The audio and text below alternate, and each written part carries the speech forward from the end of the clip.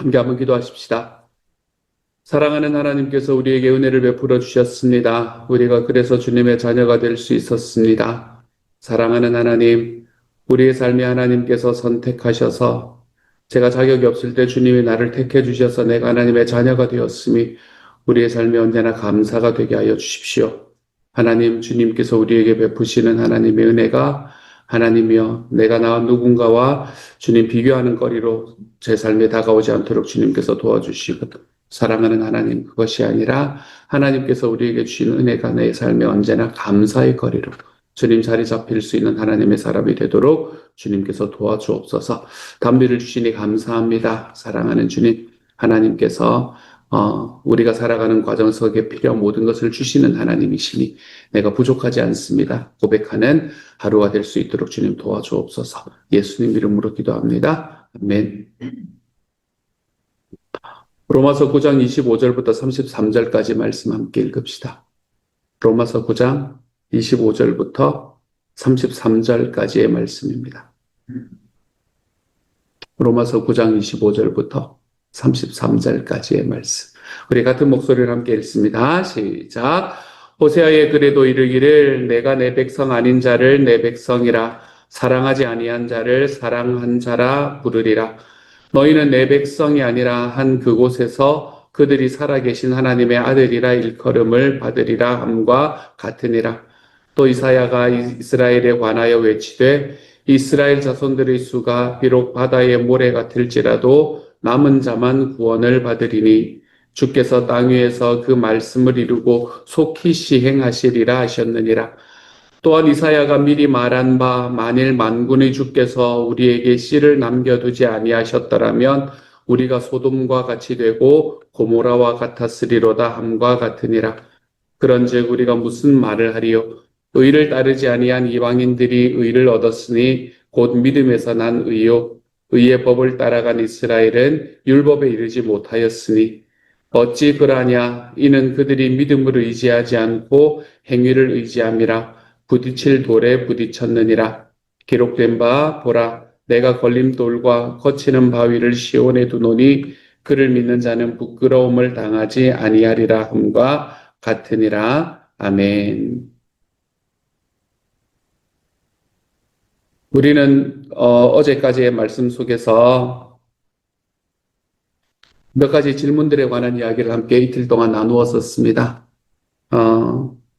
9장부터 시작을 해서는 어떤 질문인가 하면 하나님께서 구원을 예수님을 통해서 이 땅에 주셨는데 예수님을 통해서 구원을 주시고 났다면 하나님의 백성이라고 이야기를 했던 이스라엘은 어떻게 되는 겁니까?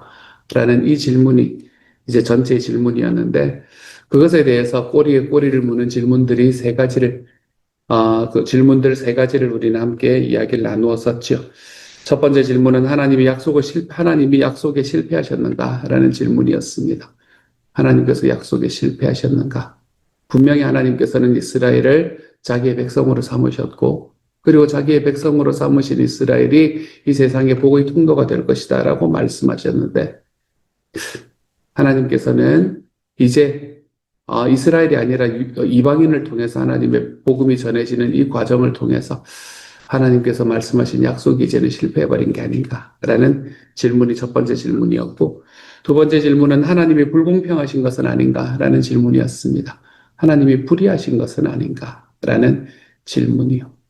그리고 세 번째로는 하나님의 뜻대로 하신 것이라면 죄인의 고집은 하나님의 책임이 아닌가.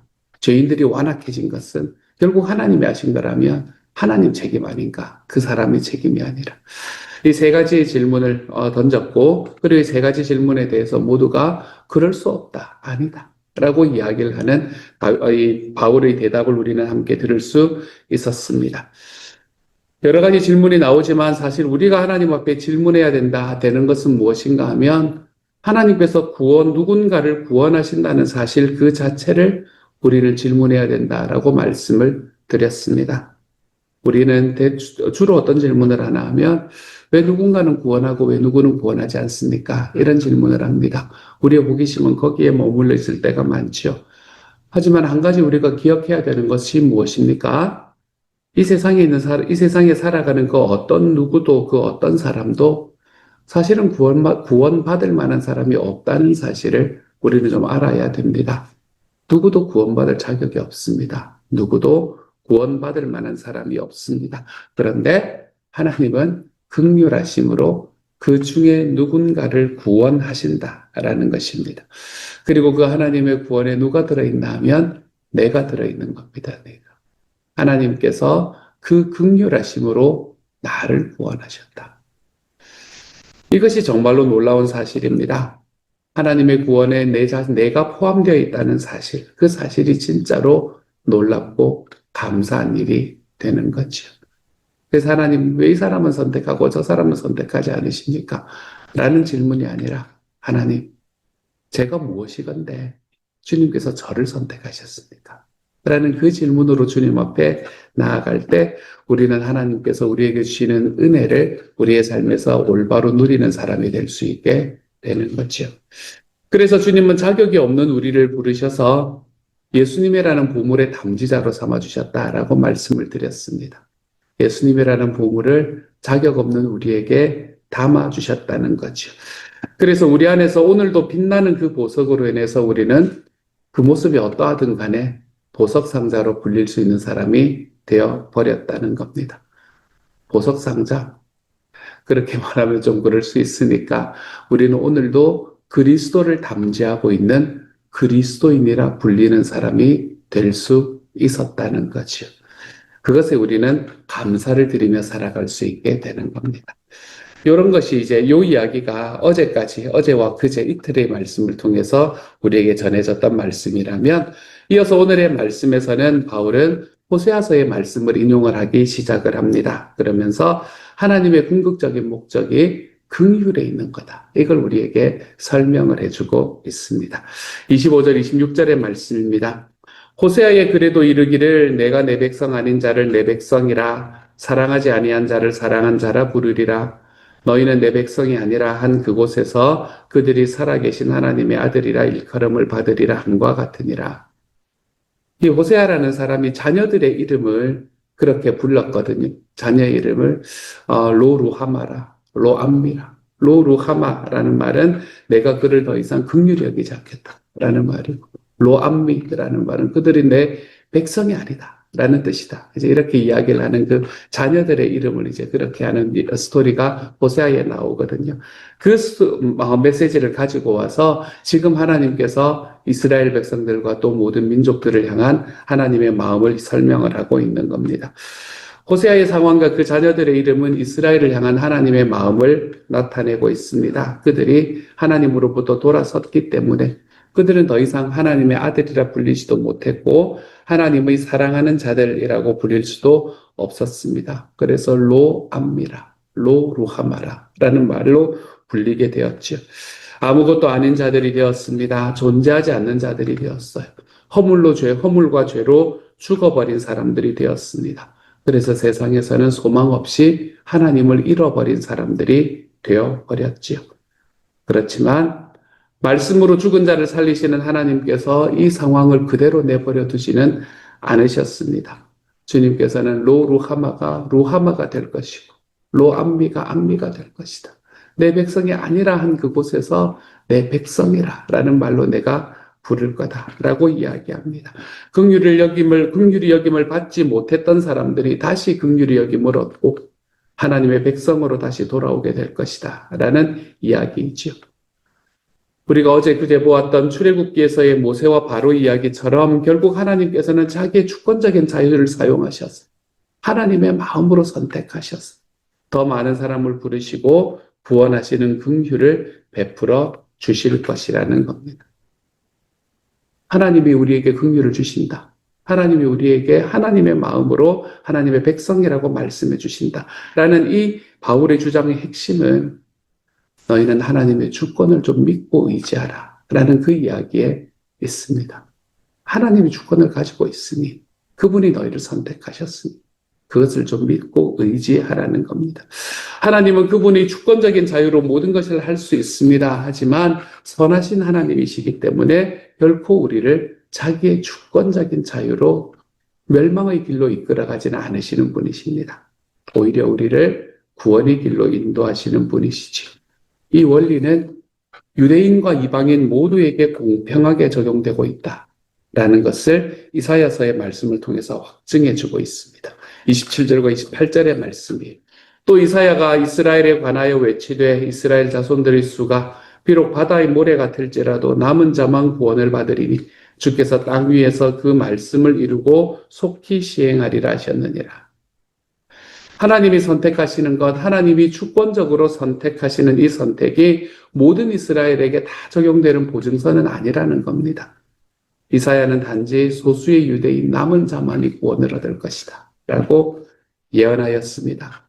복음은 먼저 유대인들에게 갔지만 유대인들 중에서 그 복음을 받아들이는 이들은 그렇게 많지 않았습니다. 오히려 상당수가 등을 돌렸었죠. 하지만 하나님께서는 자신의 은혜로 선택된 남은 자들을 보호하셨습니다. 그리고 그 남은 자들은 하나님께 끝까지 신실하게 반응합니다. 이 남은 자들의 역할이 무엇일까? 29절의 말씀. 또한 이사야가 미리 말한 바 만일 만군의 주께서 우리에게 씨를 남겨두지 아니하셨더라면 우리가 소돔과 같이 되고 고모라와 같았으리로다 함과 같으니라. 하나님께서 신실한 사람들을 남겨두지 않으셨다면 이스라엘은 멸망했을 거라는 겁니다. 마지막 심판의 때는 반드시 올 것이고 하나님은 그 마지막 심판의 때에 당신의 심판을 이루실 분이십니다. 그리고 하나님 앞에 신실한 남은 자들이 구원을 얻게 되겠지요. 우리는 하나님 앞에 남은 자로서 좀 부끄럼 없이 살아갈 줄 알아야 되겠습니다. 하나님의 날이 왔을 때에, 주님의 심판의 날이 왔을 때에 주님 앞에 좀 당당하게 설 수 있는 하나님의 사람이 되어야 되겠습니다. 여러분, 주님의 앞에 설 때 무엇이라고 말씀하시겠습니까? 이것을 생각하고 살아가십시다, 여러분.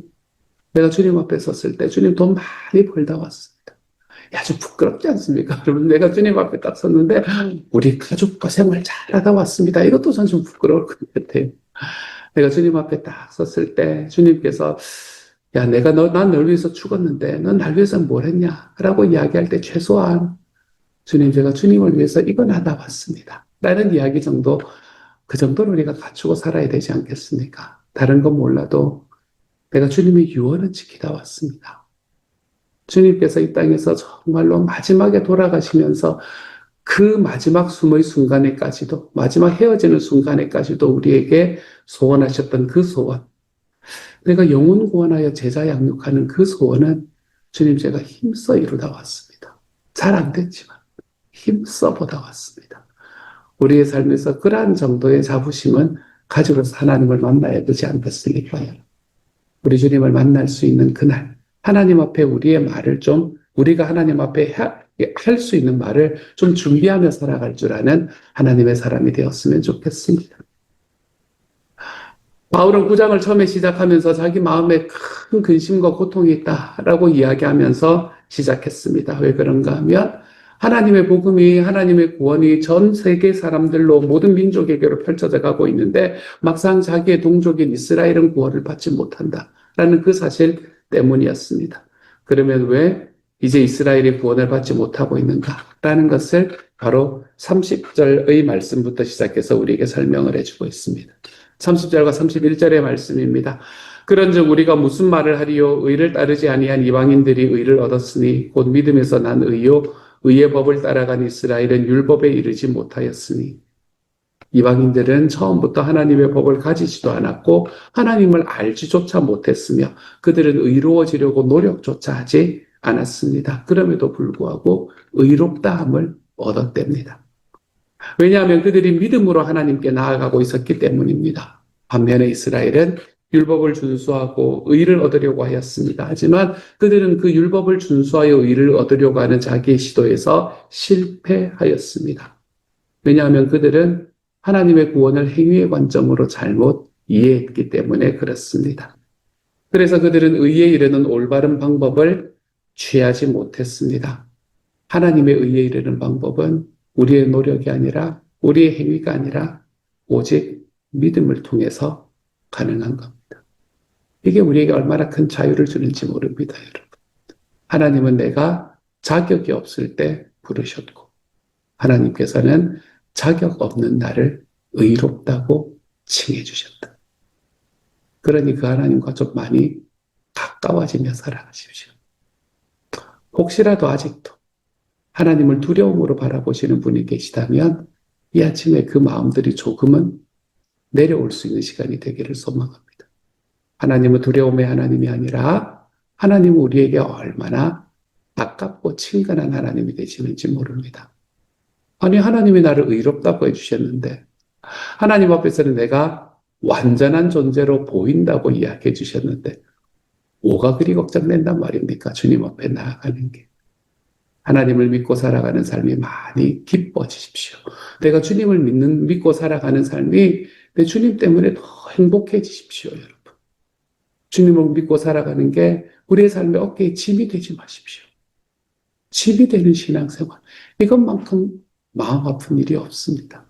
예레미야가 이야기했던 것처럼 너희들은 더 이상 하나님의 말씀, 이것이 하나님의 말씀이다, 하나님의 말씀이다, 하나님의 말씀이다 이야기하지 마라. 라고 이야기하는 그 말씀이라는, 마사라는 단어. 그 단어가 말씀이라는 말과 짐이라는 의미를 같이 가지고 있다라고 말씀드렸죠. 이게 하나님의 말씀이다 이야기하면서 속으로는 뭐라고 생각하냐면 이게 하나님이 나에게 지어주시는 짐이다. 이렇게 생각하지 말라는 겁니다. 말씀은 짐이 아닙니다. 하나님은 우리에게 두려움으로 다가오는 분이 아닙니다. 우리는 하나님 앞에 의롭다 하심을 받았습니다. 이미. 그러니 그 하나님 앞에 더 친근하게 다가갈 수 있는 하나님의 사람이 되십시다. 하나님과 더 가까이 교제하며 살아가는 하나님의 사람이 되십시다. 내 친구에게 이야기하듯, 내 매일매일 살아가는 식구들에게 이야기하듯, 우리 주님을 아빠, 아버지. 우리가 그렇게 부르며 하나님 앞에 더 가까이 나아가 볼 줄 아는 하나님의 사람. 그래서 하나님이 가깝기 때문에 더더욱 우리의 삶이, 예수 믿는 우리의 삶이 더더욱 행복해질 수 있는 하나님의 사람이 좀 되어갈 수 있기를 우리 주님의 이름으로 소망합니다. 32절의 말씀입니다. 어찌 그러하냐 이는 그들이 믿음을 의지하지 않고 행위를 의지함이라 부딪힐 돌에 부딪혔느니라 라고 이야기합니다. 여기서 믿음이라고 번역된 헬라어는 피스티스라는 단어입니다. 이 피스티스라는 단어는 믿음 맞는 번역인데 그 뜻이 좀 살아나려면 신실함이라고 번역해야 그 뜻이 조금 더 살아납니다. 믿음을 의지하지 않았다라고 하는 이야기, 그들이 믿음을 의지하지 않았다라는 이야기는 단순히 그리스도를 믿지 않았다라는 의미가 아닙니다. 아브라함으로부터 계승되어 온 하나님의 신실하심을 의지하지 않았다는 거죠. 하나님의 믿을 만함, 이것을 의지하지 않았다는 겁니다. 그 결과로 그들은 부딪힐 돌, 즉 예수 그리스도에 의해 걸려 넘어지게 되었다는 겁니다. 제가 설교 때 몇 번 이야기를 했던 예수님은 스칸달론이라고 말씀드렸죠. 걸려 넘어지는 돌. 그래서 예수님도 제자들에게 뭐라고 이야기하나 하면 너희들도 내 말이 걸림이 되느냐 이렇게 이야기를 하시는 그런 말씀을 우리가 볼 수 있습니다. 예수님은 걸리는 돌이 되는 것이었어요. 그들에게, 그 사람들에게는 말입니다. 예수님이 그들에게 기대한 분이 아니었기 때문에 그들이 그분을 놓치고 말았습니다. 자기의 나라를 구원할 사람이라고, 자기의 민족을 해방시킬 사람이라는 그 기대가 채워지지 않았기 때문에 그들은 예수님을 놓치고 말았죠. 그래서 구원받을 수 있는 유일한 방법을 잃어버리게 된 겁니다. 신실함. 신실함은 뭡니까? 약속을 지키는 겁니다. 약속을 지키는. 신실함이라는 말을 예전의 번역, 우리 예전 성경의 번역은 뭐라고 번역을 했습니까? 충성이라고 번역을 했습니다. 신실함은, 충성은 약속을 지키는 겁니다.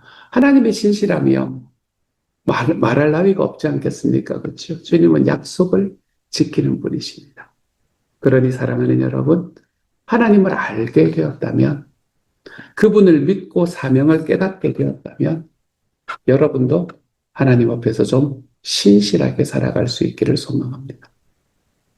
그 가운데서 크고 작은 것, 내가 좀 크고 내가 좀 작고 이런 거 따질 필요가 없습니다.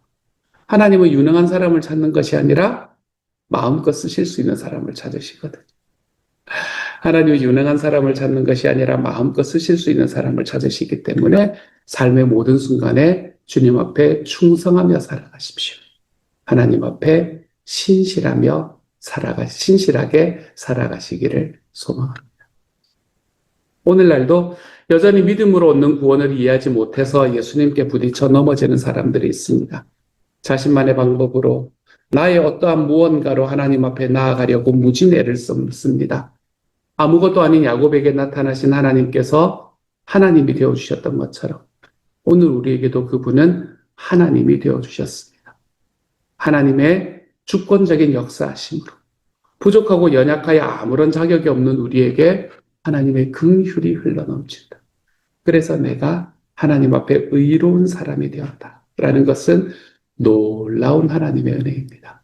나를 알면 알수록 더더욱 그게 얼마나 놀라운 일인가라는 것을 깨닫게 됩니다. 그러므로 오늘 하루 우리의 평생 주님께서 걸어가신 그 길을 또 쫓아가면서 오직 말씀과 기도로 살아가는 신실한 하나님의 제자. 주님의 소원을 이루는 사명을 이루려 하면은 충성할 줄 아는 하나님의 제자. 사랑하는 여러분, 저는 저와 여러분이 그러한 삶으로 살아갈 수 있는 하나님의 사람이 되기를 우리 주님의 이름으로 간절히 소원합니다. 같이 한번 기도하도록 하죠. 하나님 아버지, 멸하기로 작정된 진노의 그릇인 저희에게 오래 참으시고 자격 없는 저희를 불러주셔서 자녀 삼아주심에 감사합니다. 쓸모없다, 그냥 깨어버리셔도 아무 할 말이 없는 저희들이었지만 주님의 사랑의 계획으로 오늘 여기까지 올 수 있었음을 고백합니다. 이 구원의 은총이 감격하여 늘 복음으로 가슴 뛰는 삶을 살아가게 하여 주십시오. 아무 자격이 없는 저희에게 긍휼이 흘러넘침이 놀라운 하나님의 은혜입니다. 그러므로 영원한 반석이신 우리 주님을 향한 뜨거운 열정이 우리에게 가득하게 하여 주옵소서. 우리 주님이 우리에게 맡겨주신 주님의 사명을 감당하는 그 일에 우리의 가슴이 두근두근두근 하는 하루가 될 수 있도록 주님께서 도와 주옵소서. 모든 말씀을 우리 주님 예수님 이름으로 기도드립니다. 아멘.